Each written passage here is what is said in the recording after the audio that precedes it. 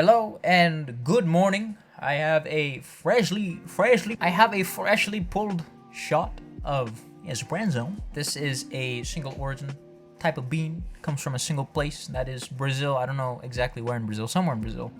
Brazil's good, like when it comes to beans. Brazil, coffee, taste test. Here we go. I think I honestly messed this one up. Anyway, let's get right into it. Ray tracing.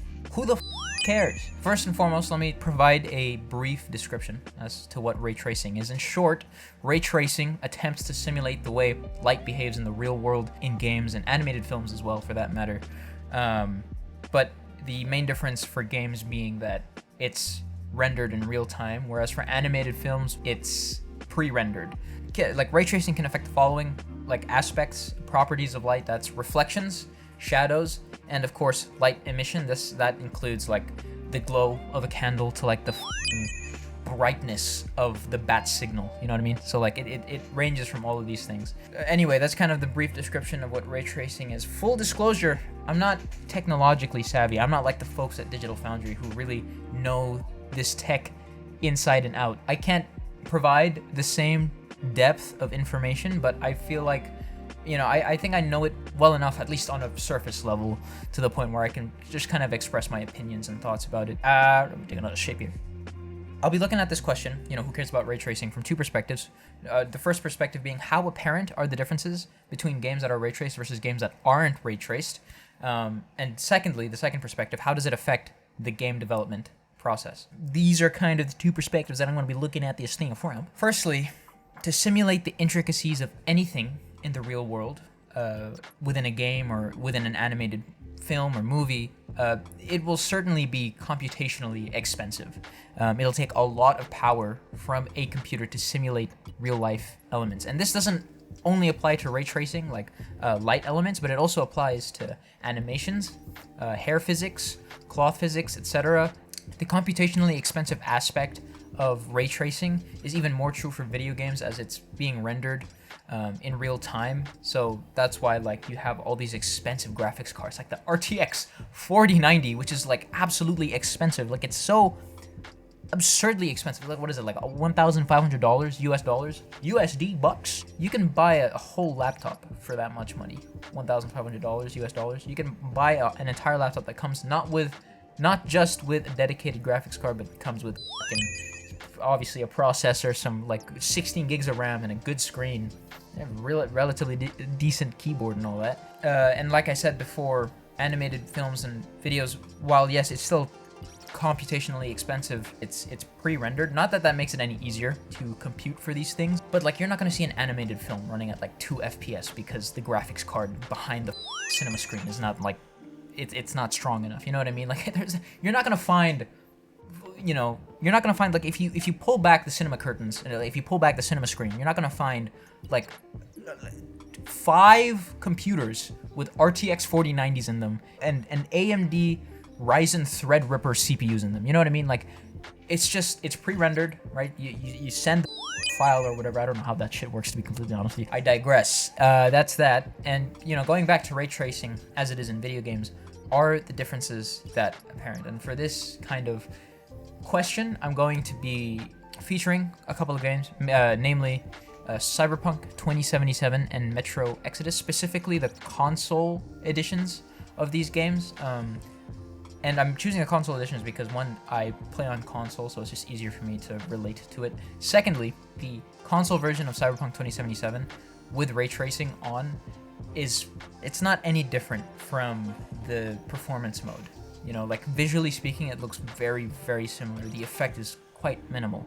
And on the other end of that spectrum, you have Metro Exodus on consoles, which includes like a fully ray traced global illumination experience, which looks really good and incredible. The ray tracing mode for Cyberpunk 2077 utilizes ray traced local shadows. So that's shadows not casted by the sun, but that's shadows casted by other light sources. And this is mostly apparent indoors or at nighttime when the street lamps are on, when you're indoors and there's just a bunch of like little shadows here and there cast by like ceiling lights or like neon lights from outside or whatever the f***, right? On paper, it sounds cool, but when you look at it in practice, the differences are really quite minimal. And not just that, the performance is halved, so you get almost no visual gain for half of the performance. That's like selling an arm and a leg and expecting to get like the latest iPad Pro from Apple and getting the first generation iPad, like that thick mother like of an iPad. What?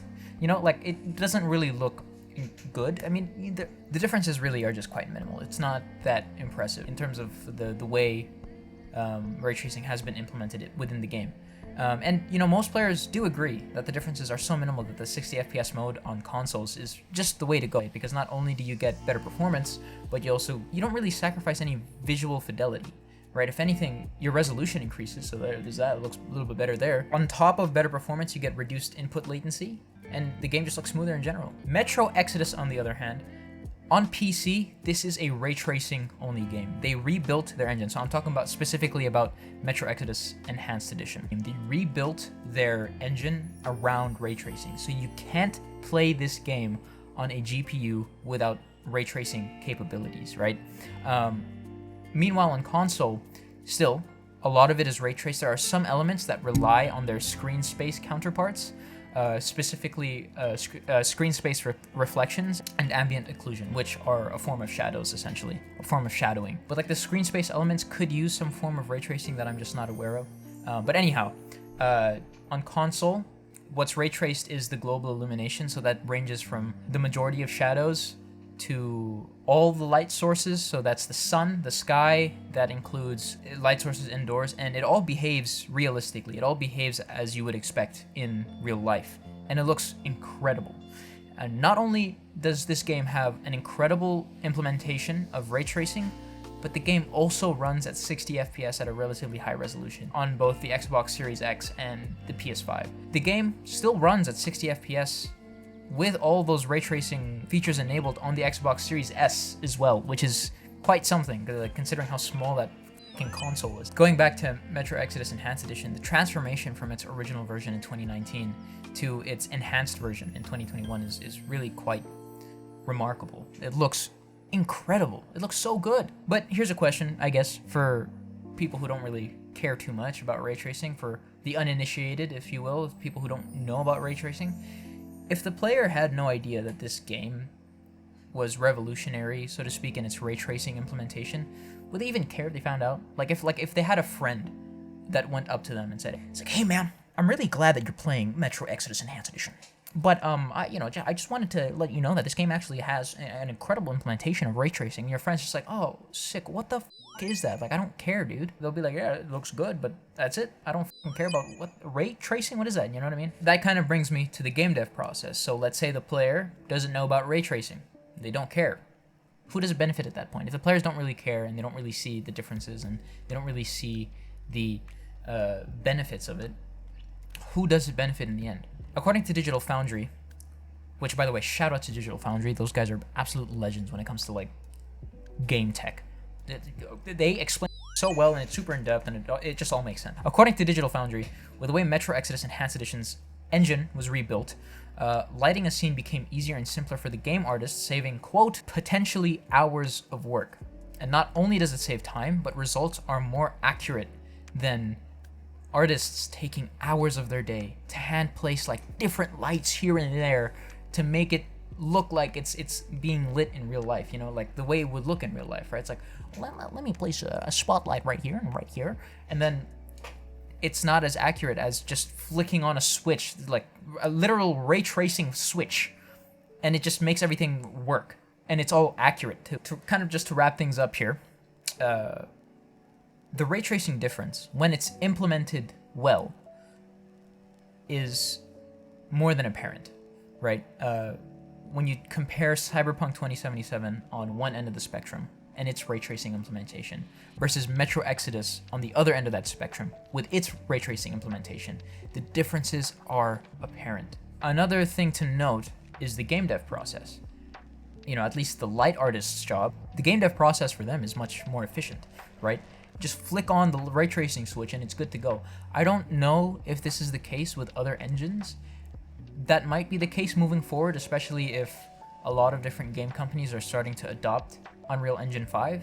But again, I'm not entirely certain. So yeah, just take that with a grain of salt. The efficiency of the game dev process being more time and cost effective might imply bigger games as well, right? Because they spend less time on trying to place lights here and there, trying to find out where the do I put this light, to make it look like real life. They don't have to worry about that anymore. And they spend less time on that and more time conceptualizing and finding ways to make the game better and play better, right? And another thing to add to that would be that development times might be reduced, right? Development times will be faster. And this would especially be the case if the engine is being developed by another company who specializes in that. And game dev companies start to outsource. Can you hear that? That airplane? Is that an airplane? Anyway, if you have game dev companies that are outsourcing their game engine needs to another company who specializes in really good game engines like Unreal Engine 5 and Epic Games, it'll be more cost effective, it'll be more time efficient, right? And so kind of to finally, I guess, answer the question from how I understand it, the question of who cares about ray tracing and if it matters at all. My answer to both of those would be that people care. I was about to say yes to both. Would be that people care, and yes, it matters. For the most part, yes, I think it is something that's important for the games industry as a whole. Goodbye. That's it for now. I'll see you later.